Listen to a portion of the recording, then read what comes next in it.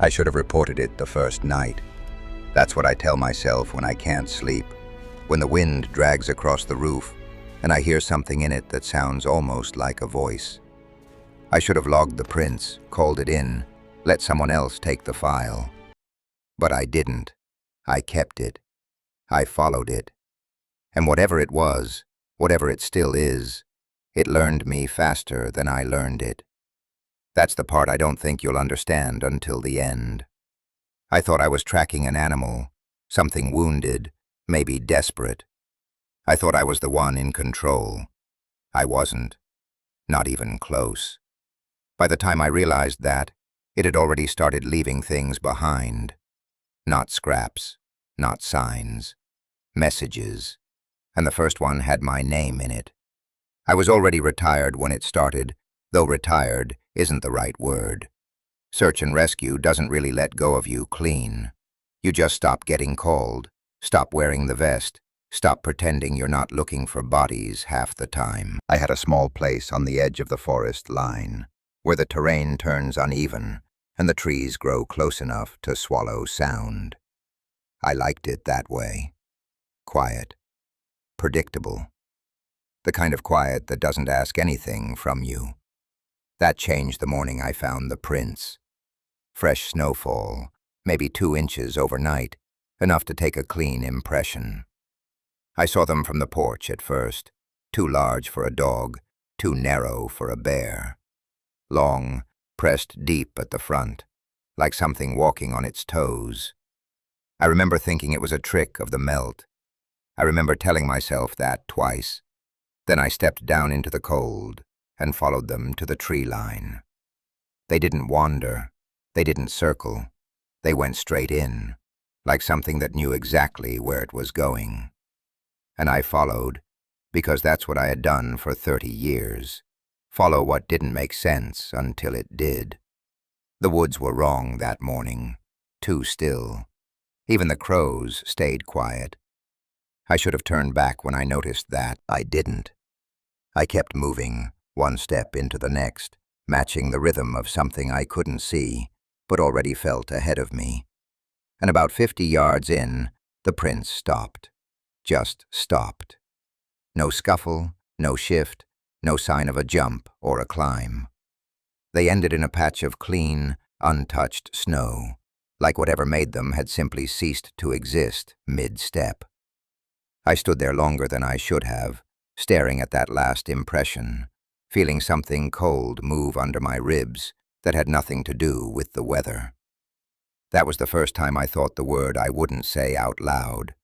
Dogman. I didn't believe it. Not really. But the shape of the tracks, it planted the idea. And once something like that gets in, it doesn't leave easy. I went back to the house, but I didn't forget where the prints ended. I marked it in my head, the way you mark a grave you don't want to visit again. That night, I heard something walk past the house.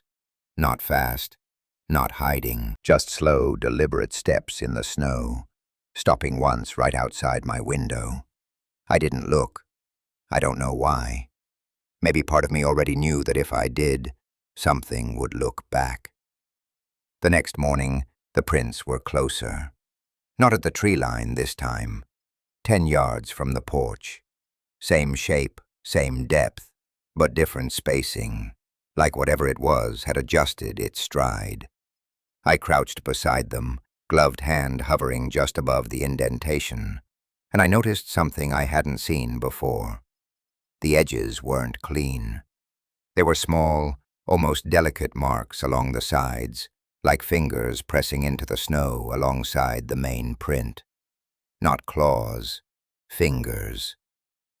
I remember pulling my hand back like I'd almost touched something hot. I told myself animals deform tracks all the time. Melt, weight shift, debris. I had explanations lined up, neat and logical, but none of them held when I looked at those edges again.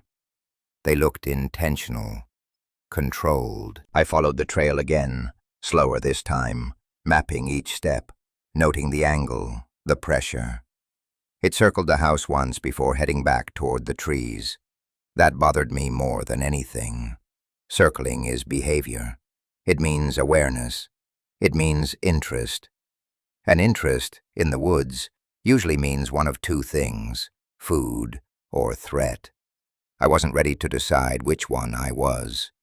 By midday, I had convinced myself it was a large canine, maybe injured, maybe disoriented, something explainable, something I could track and document and close. That's how it starts, most mistakes. You shrink something until it fits inside what you already know. That evening, I set a perimeter. Old habit. Small bells on a thin line, tied low between posts and trees, enough to catch movement without being obvious.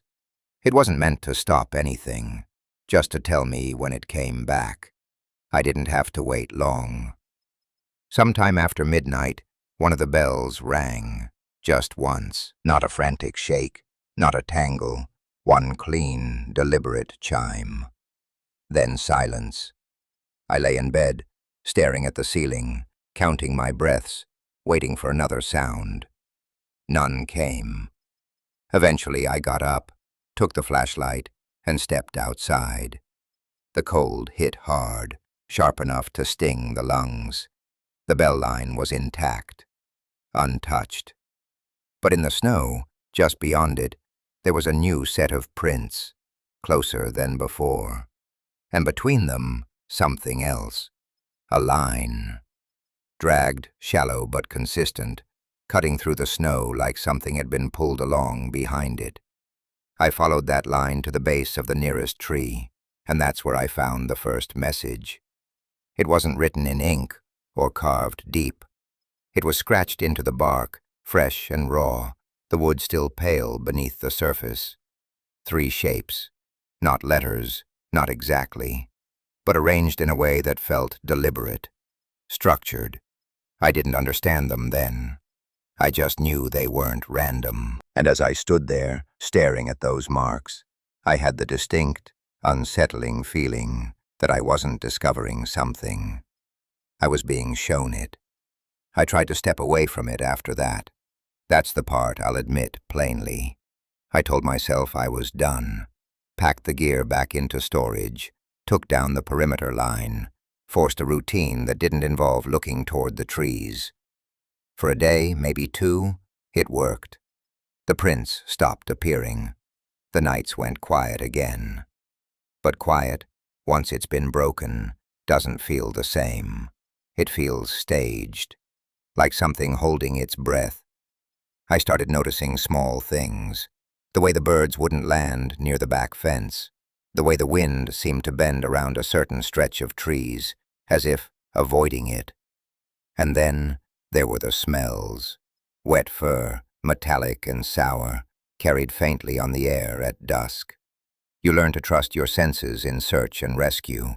They keep you alive.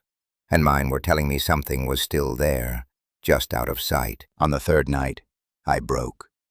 I took the flashlight and went back to the tree with the markings. I told myself I just wanted to confirm they hadn't changed. They had. There were more of them now, carved deeper, the shapes repeating with slight variations, like an attempt at refinement.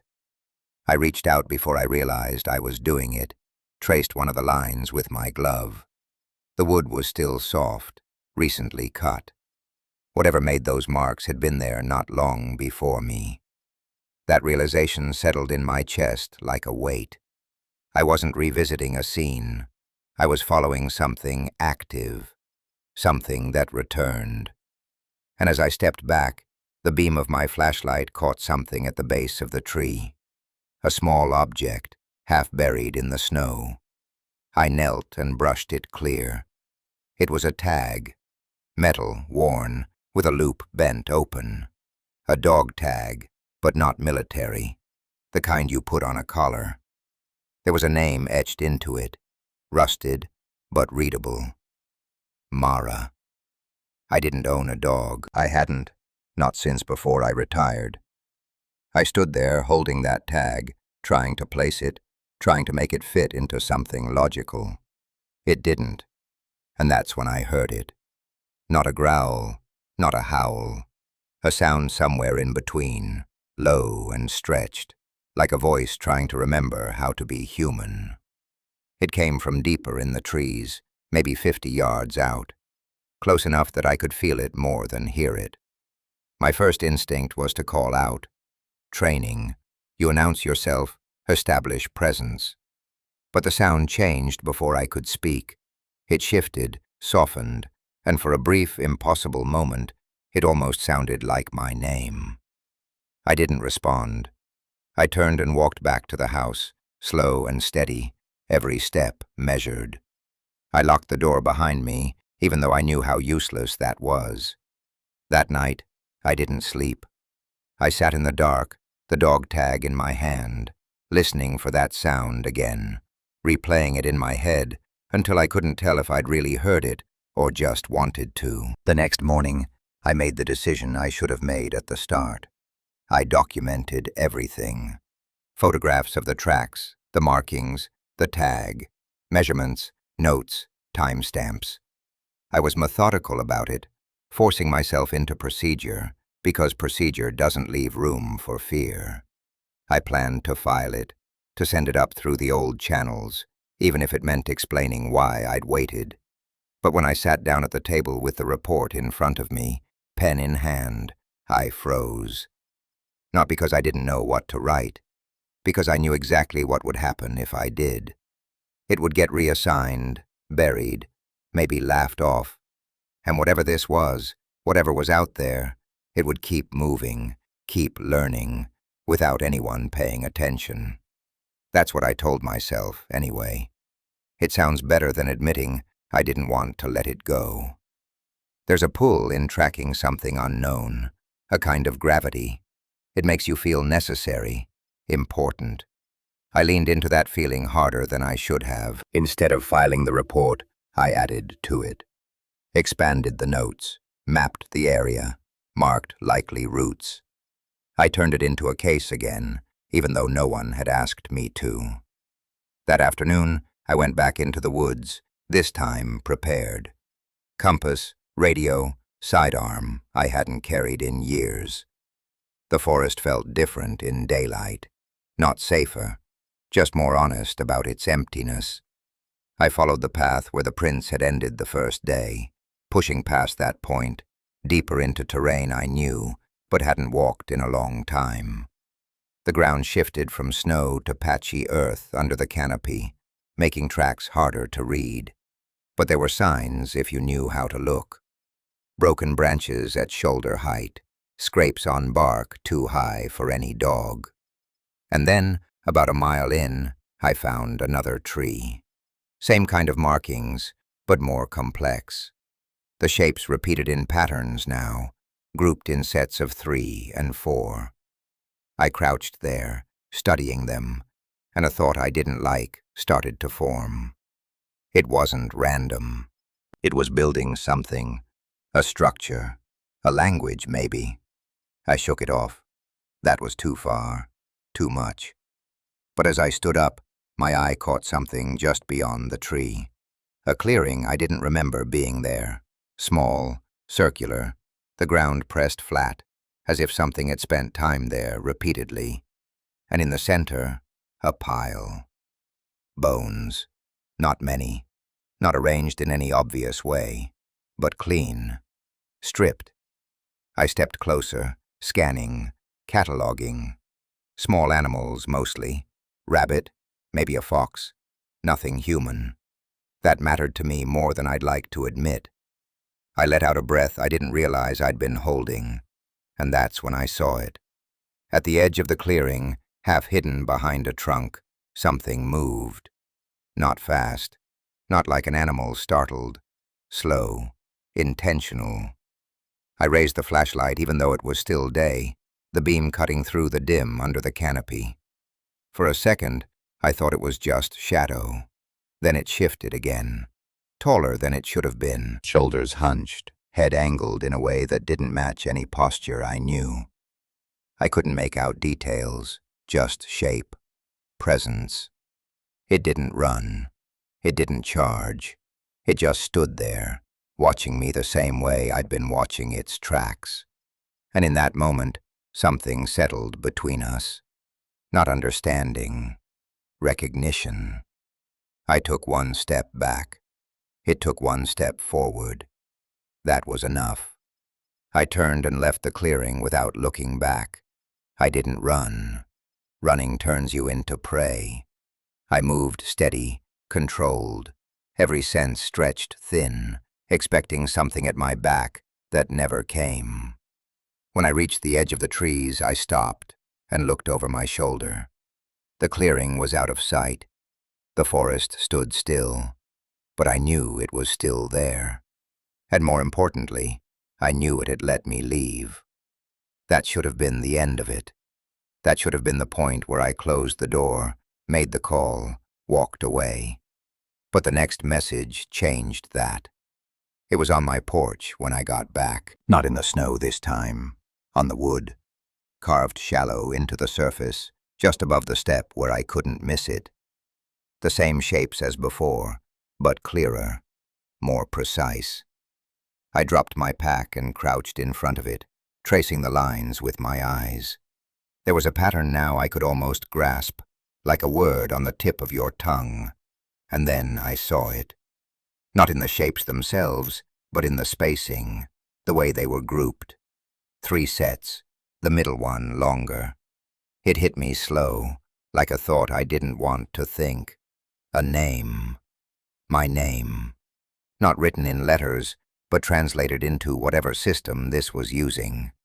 I felt the cold again, deeper this time, not just in my chest, but in my hands, my face. It knew me. Not just my presence, me.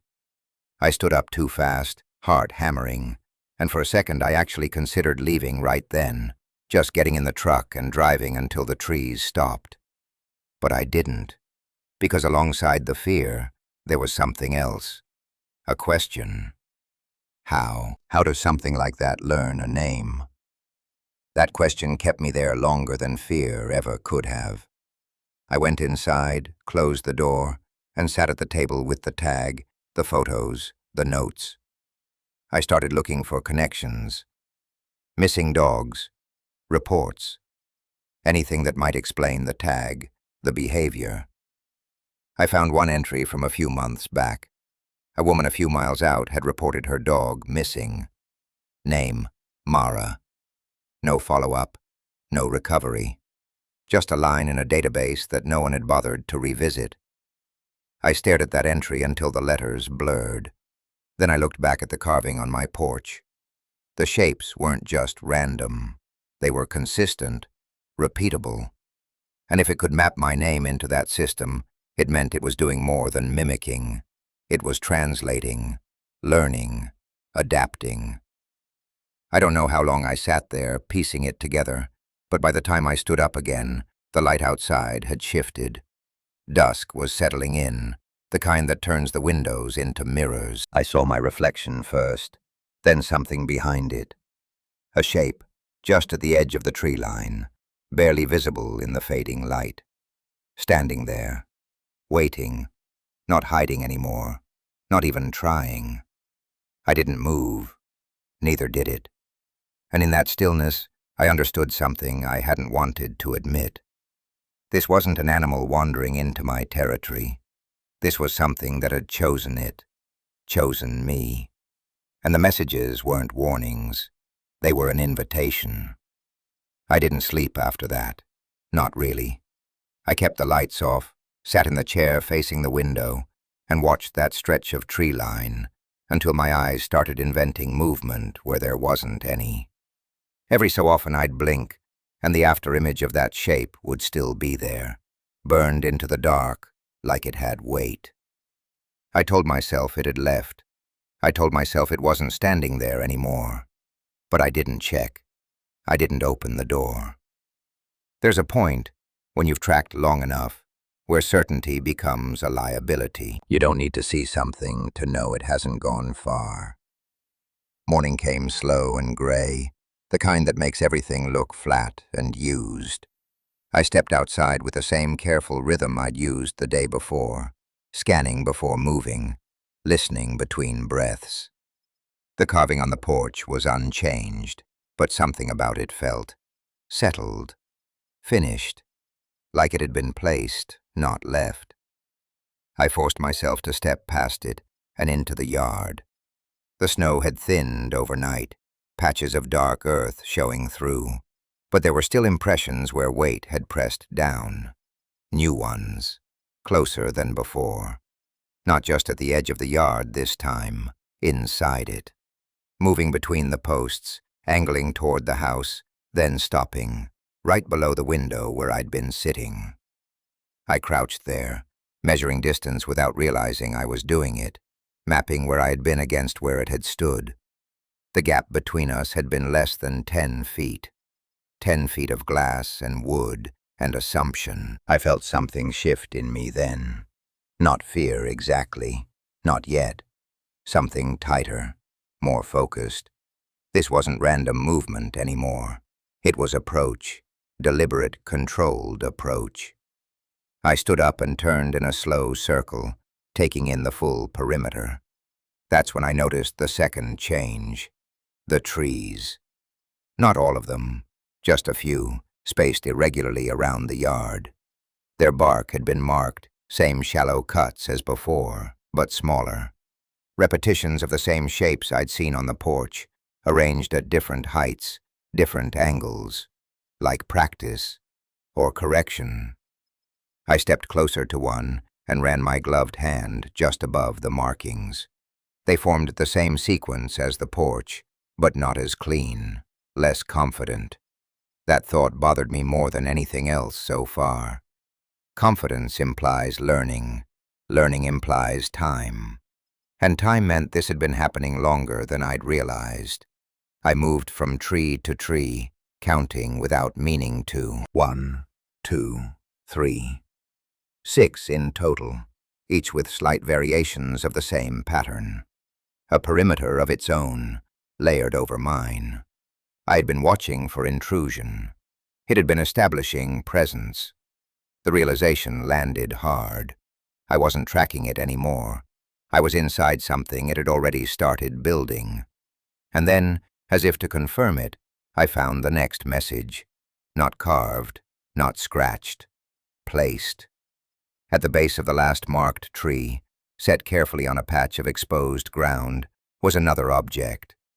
A strip of fabric. Faded red, frayed at the edges, tied into a loose knot that held its shape like it had been twisted and retwisted over time.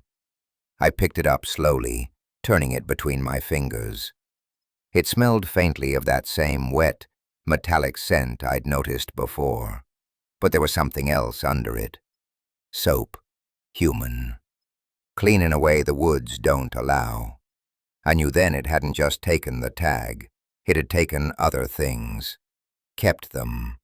Brought them here. The thought that followed came uninvited and stayed longer than I wanted. If it was collecting, then it was choosing. And if it was choosing, then I wasn't the first. I went back inside and spread everything out on the table again. The tag, the photos, the new fabric. I started building timelines, cross-referencing dates, trying to force a pattern out of scattered details. Missing dogs, lost hikers, small reports that never turned into cases.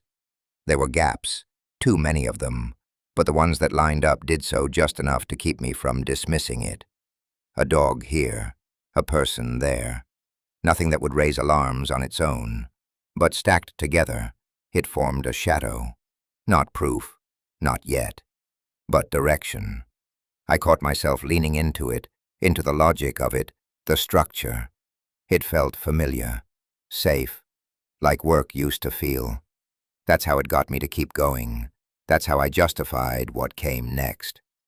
I went back out before noon, this time with markers, tape, a notebook I hadn't used in years. If it was building something, I was going to map it, define it, shrink it back into something I could understand. The woods resisted that idea immediately. Not physically. There were no barriers, no sudden changes in terrain. But the sense of direction, it slipped, Landmarks I knew felt slightly off. Distances stretched or compressed in ways that didn't match memory. I checked the compass more than I should have needed to. It still pointed true. That almost made it worse. I followed the marked trees outward, extending the pattern, looking for continuation. I found more, spaced wider apart now, the carvings becoming less precise the farther they were from the house. That suggested origin. Center. It wasn't random. It radiated, and the center was me. I stopped walking when that thought settled, stood there in the quiet, listening to the absence of everything. No birds, no wind, just the faint, almost imperceptible sound of something shifting far off to my right. I turned toward it slowly, scanning, trying to separate shape from shadow. At first, I saw nothing. Then a movement, subtle, vertical, like something rising slightly and then stilling again. I raised the binoculars I'd brought without thinking, adjusted the focus, and found it. Not clearly, never clearly, but enough. It was between two trees, partially obscured, the same hunched outline I'd seen in the clearing. Taller than a man, if it stood straight, but it didn't. It held itself at an angle, like its structure wasn't meant for one form or the other. Head tilted, watching. The distance between us was greater this time, maybe 100 yards, safe, in any normal context. But nothing about this felt normal anymore. I lowered the binoculars, then raised them again, needing to confirm it hadn't moved. It hadn't. The stillness was wrong. Predators shift. They adjust. This didn't. It held position with a kind of patience that felt practiced. I took a step forward without meaning to. It responded immediately, not by retreating, by mirroring. One step, same distance, same pace. The synchronization hit me harder than anything so far. This wasn't curiosity. It was engagement. I stopped. It stopped. For a long moment, we just stood there, measuring each other across that stretch of trees. Then slowly, it lifted one arm. Not high. Not in a gesture I recognized. Just enough to break the line of its silhouette. I felt my throat tighten. There was something in the motion, hesitation maybe, or imitation. I don't know. But it wasn't purely animal. I took a step back. This time it didn't follow. It lowered its arm and remained where it was, the distance holding steady. That felt like permission, or warning. I didn't test it. I turned and made my way back, faster than before, the path feeling longer than it should have. I didn't look back until I reached the edge of the yard. When I did, there was nothing there. No movement, no shape, just trees, standing exactly as they always had. But the space between them felt occupied, like something had just stepped out of sight the moment I chose to look. By the time evening came, the unease had hardened into something sharper. Not panic, not yet. But the edges of it were there, pressing in. I locked the doors again, checked the windows twice, then a third time without admitting why. The objects stayed on the table where I could see them. I didn't want to put them away. Putting them away would mean pretending they didn't matter. And they did. More than anything else, they meant intention. That's the part that kept circling back. Intention requires thought, choice. It means the line between instinct and decision has already been crossed. I sat there in the dim light, staring at that strip of fabric, and tried to picture the moment it had been taken. From where? From who? I didn't like where my mind went, so I forced it back to the present, to what I could control. I started writing again. Not a formal report this time, but observations. Behavior patterns, responses to movement, distance thresholds. It felt clinical, detached. It helped. For a while. until the first sound came. Not from outside, from the wall. A soft, irregular tapping. I froze, pen still in my hand, listening. It came again, slightly higher this time. 3 taps. Pause. 2 taps. Pause. Then nothing. I stood slowly, every muscle tight, and moved toward the sound. It had come from the side of the house that faced the trees. I knew that before I got there. I didn't turn on the light. I don't know why. Maybe I didn't want to give away my position. Maybe I didn't want to see too clearly. I stood there, inches from the wall, and waited. The tapping came again. Same pattern. 3. Pause. 2. It took me longer than it should have to recognize it. Not the pattern itself, the structure. It matched the carvings, the grouping. I felt the air leave my lungs in a slow, controlled exhale. It wasn't random noise. It was repetition. Translation, maybe.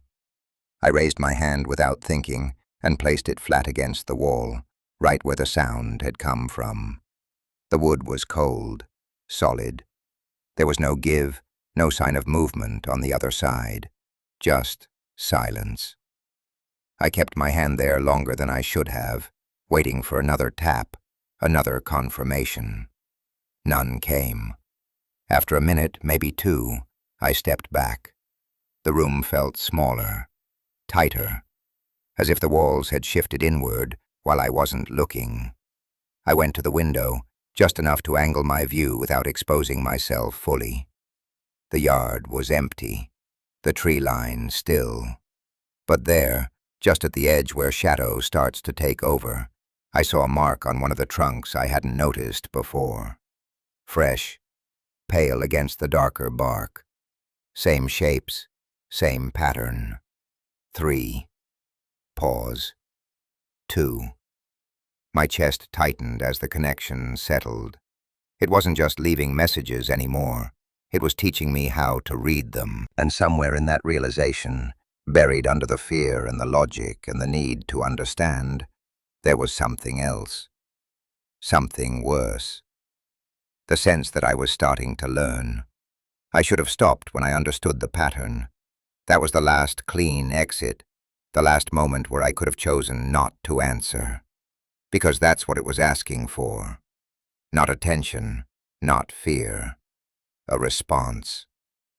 I knew it the second night the tapping came back. 3. Pause. 2. Then again, slower. Waiting. I stood there in the dark, hand hovering near the wall, feeling the weight of a decision that didn't look like one at first. It would have been easy to ignore it, to let the silence sit between us. But I didn't. I lifted my hand and knocked once. Soft, measured, not part of its pattern, just presence. The tapping stopped immediately. The silence that followed wasn't empty. It was full. Listening. I felt it like pressure against my skin. Seconds stretched, then broke when the response came. Not the same pattern, not exactly. 3. Pause. 2. Pause. 1. The addition landed harder than anything else so far. It had changed the sequence, adjusted it, accounted for me. I pulled my hand back like I'd touched something alive. That was the moment I crossed the line I'd been circling since the first print in the snow. I wasn't tracking anymore. I was communicating. The thought should have pushed me away. It didn't. It pulled me deeper. Because if it could change the pattern, if it could respond, then it could be understood. That's the lie that carries you forward. The belief that understanding gives you control.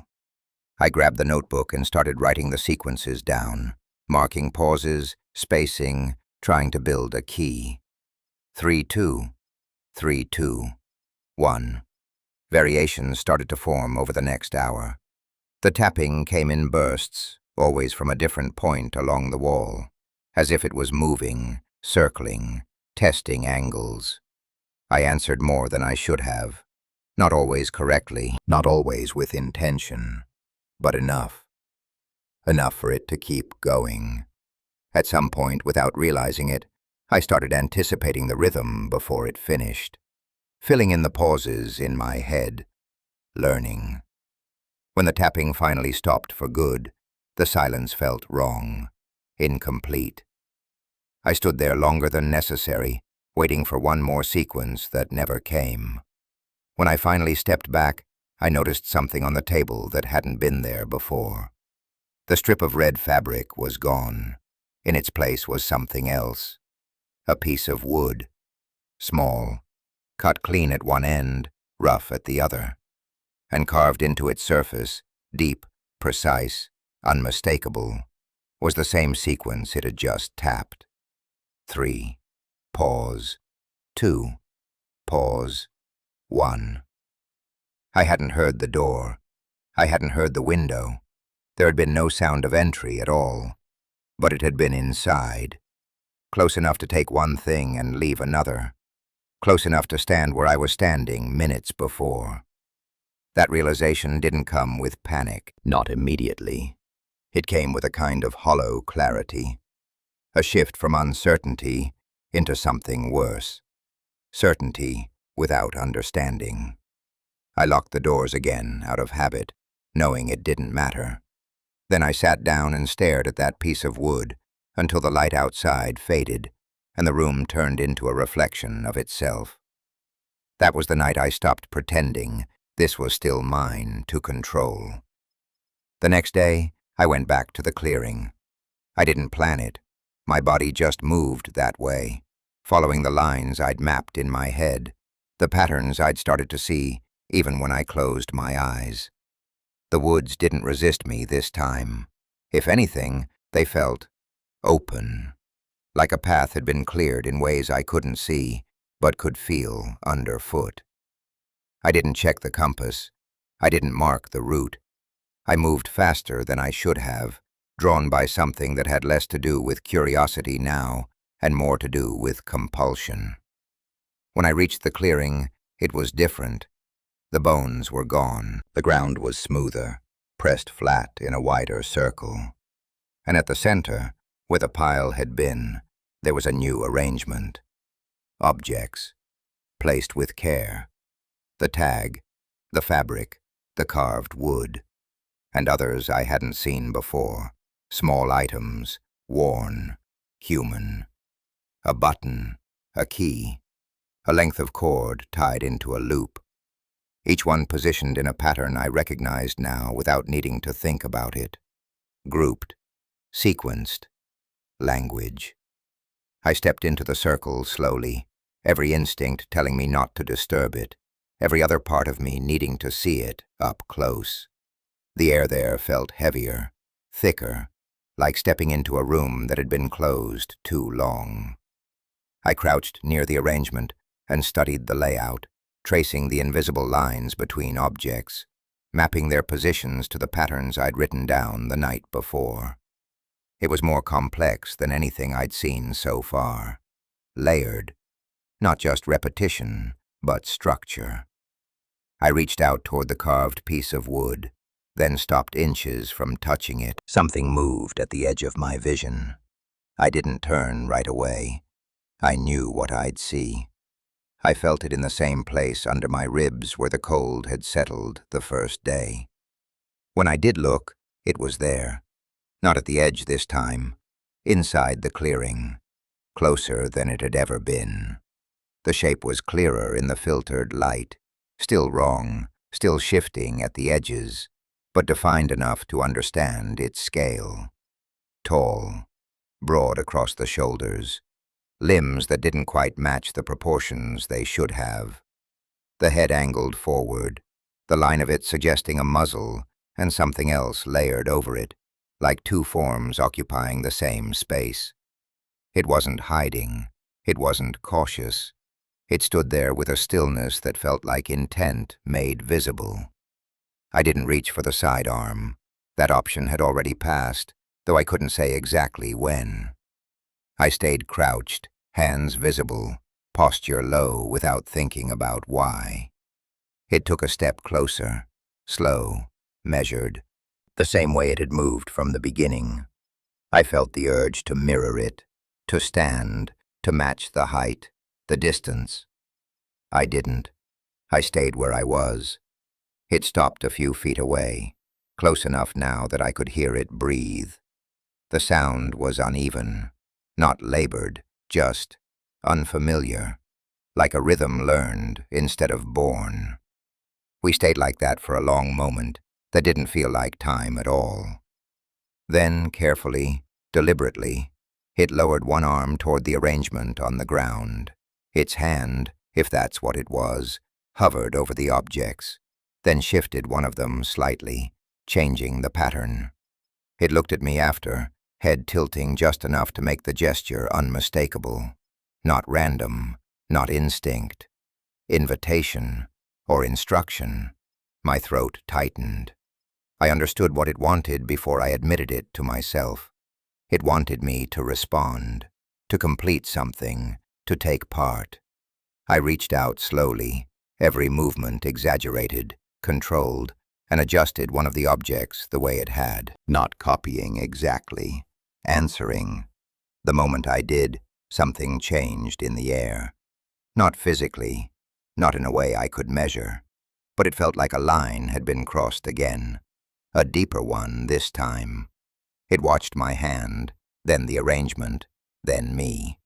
And for the first time, I heard it make a sound that wasn't stretched or broken. Short, sharp, almost like a word that had been cut off before it finished. It echoed in my head longer than it should have. I didn't recognize it, but I knew it wasn't meaningless. When I looked back at the pattern, I saw something I hadn't before. Not just structure, direction. It wasn't building randomly. It was building toward something. And as that realization settled, a new thought followed, one that pushed the air out of my lungs in a slow, controlled way. This wasn't just communication, it was teaching, and I was already too far into it to pretend I wasn't learning. I don't remember leaving the clearing, not clearly. I know I did, because I was back in the house by nightfall, the light fading the same way it had the day before. But the details in between, they blur.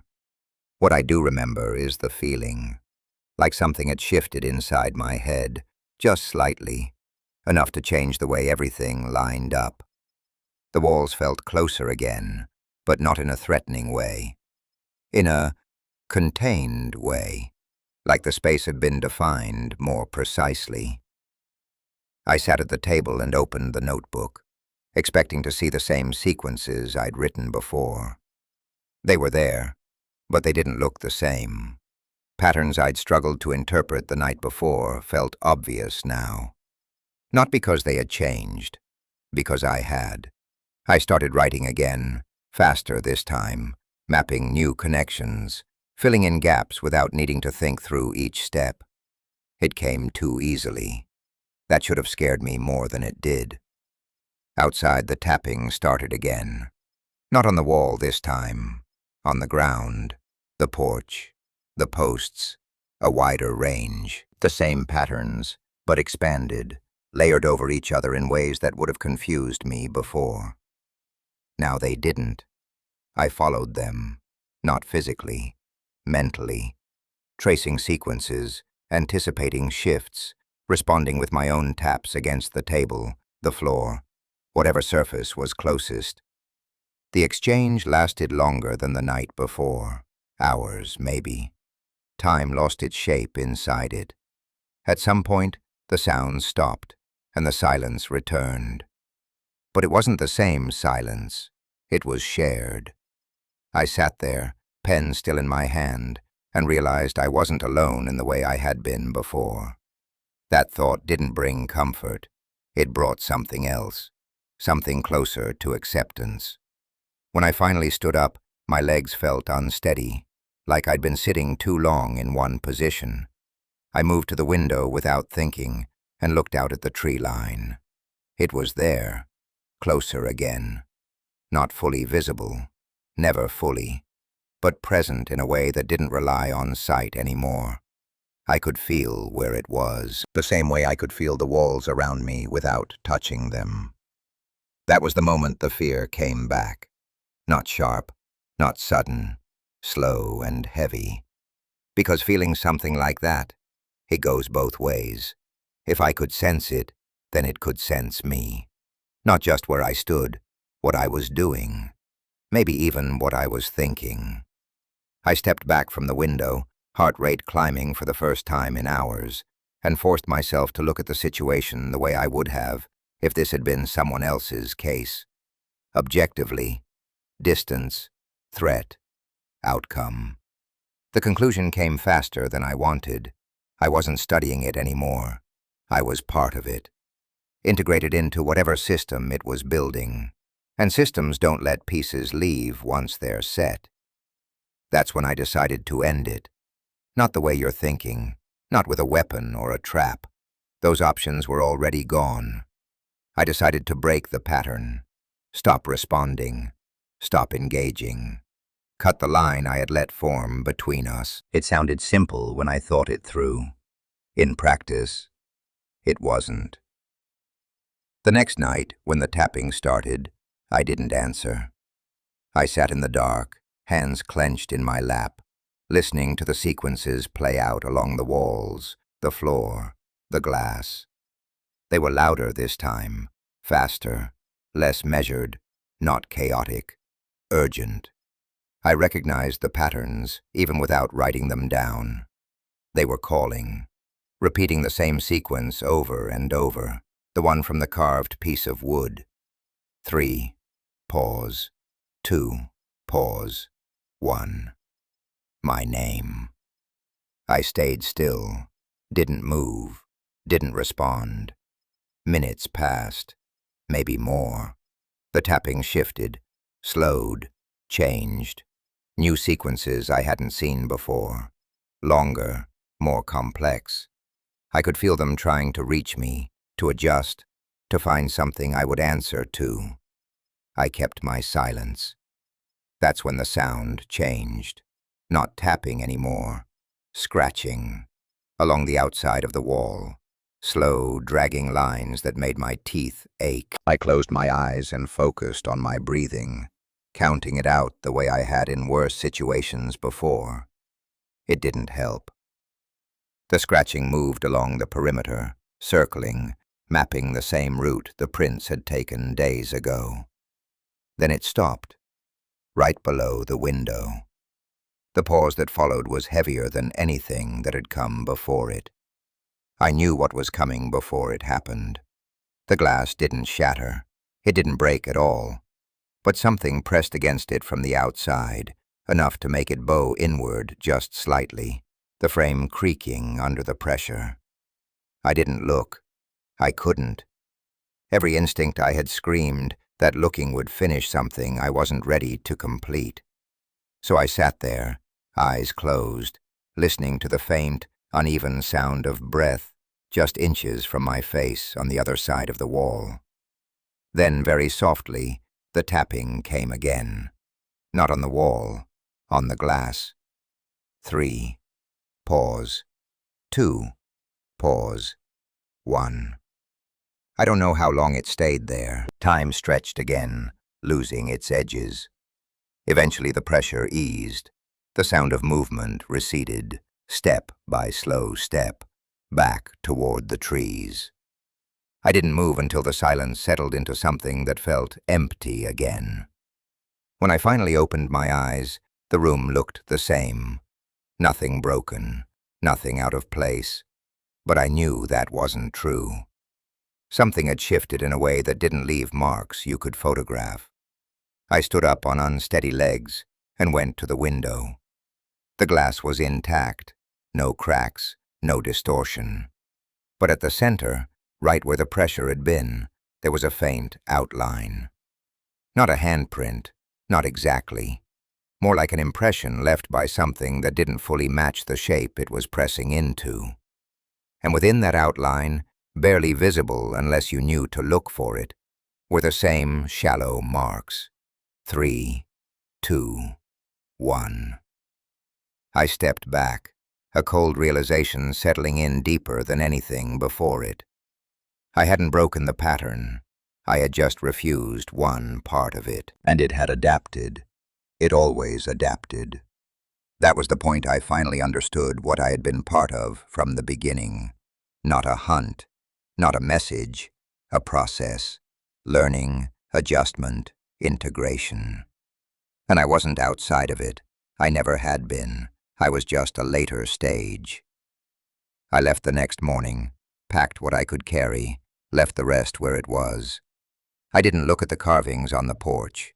I didn't check the trees. I just got in the truck and drove until the road turned from dirt to asphalt, until the forest line broke and the sky opened up in a way that felt too wide after days of enclosure. I didn't stop until I was miles away, parked on the side of a road that led nowhere I cared about. I sat there with the engine off, hands still on the wheel, and waited for something to follow. Nothing did. No prints, no sounds, no presence at the edge of my vision. The absence should have felt like relief. It didn't. It felt like a gap, like something that had been there long enough to become part of the structure had been removed, leaving everything slightly off balance. I told myself it was over. That distance mattered, that whatever it was, it belonged to that place, and I had stepped outside of it. I held on to that for as long as I could. It lasted a day, maybe two. The first sign was small, easy to dismiss if I'd wanted to. A pattern in the condensation on a motel window, 3 lines, a gap, 2 lines, a gap, 1. It could have been anything, drips, random formation. I told myself that. I even wiped it away, watched the glass clear, felt the brief, shallow comfort of control. That night, I heard it again. Not outside, inside the room. A soft, irregular tapping from the wall near the bed. 3. Pause. 2. Pause. 1. I didn't answer. I didn't move. I just lay there in the dark, staring at the ceiling, feeling that same pressure settle back into place around me. Not as strong, not as immediate, but there. Present. Persistent. The distance hadn't broken anything. It had just stretched it. And stretching only works until something pulls back. I haven't gone back to the house. I won't. It doesn't matter.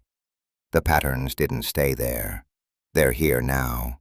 In small things. In reflections. In the way sounds repeat when they shouldn't. I catch myself responding sometimes without meaning to.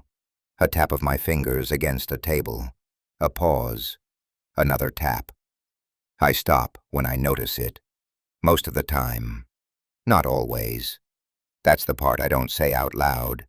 The part I'm not sure you'll believe until it happens to you. It doesn't need the woods. It doesn't need the clearing or the trees or the cold. Those were just the beginning. The place where it started building something it could carry with it. Or maybe something it could put inside something else. I don't know. I only know what it feels like now when the pattern starts again, soft and patient, waiting for me to fall back into rhythm. 3. Pause. 2. Pause. 1. And every time it happens, I feel that same pull I felt the first night. The urge to answer, to complete it. Because somewhere along the way, without realizing exactly when, I stopped trying to understand what it was saying, and started understanding that it's still trying to finish something. And I'm not sure it ever needed me to agree, only to learn enough that I wouldn't be able to stop.